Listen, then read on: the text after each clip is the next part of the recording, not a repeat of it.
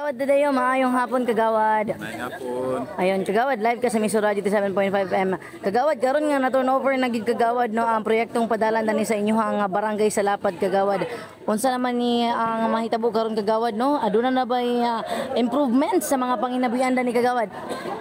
O sa unsa pasalamat kita sa Kitasan nga naiyang gihatag nga may tempo o kami nagpasalamat kita sa turnover sa road concreting nga gipahigayon karon kay kini nga proyekto daghang kaayong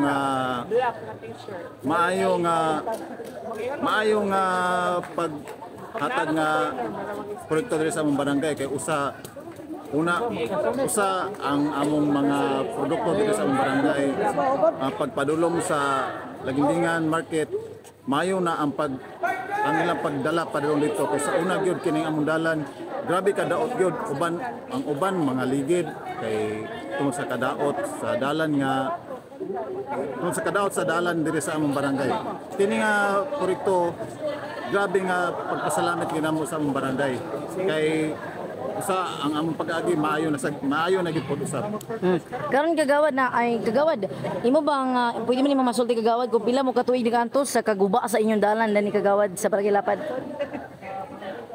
Ang sugod sa ako sa una habal-habal Rodrigo mga 20 ka tuig tingali sa ako lang pagkuan sa akong edad lang pero kanang mga 20 ka tuig tingali ang among pag-antos aya na semento di agi tingali ang among pag-antos.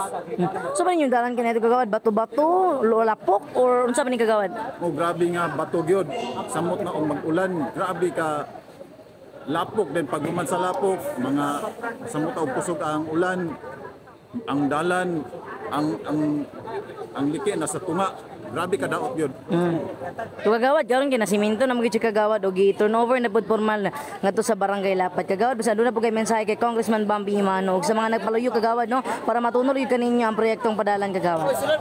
Kami nagpasalamat kang Congressman Bambi Imano kay siya ang sigihimo siyang hinglo sa atong Kitasan para gihimo siyang dalan sa Kitasan para ang among dalan diri sa Barangay Lapad masiminto.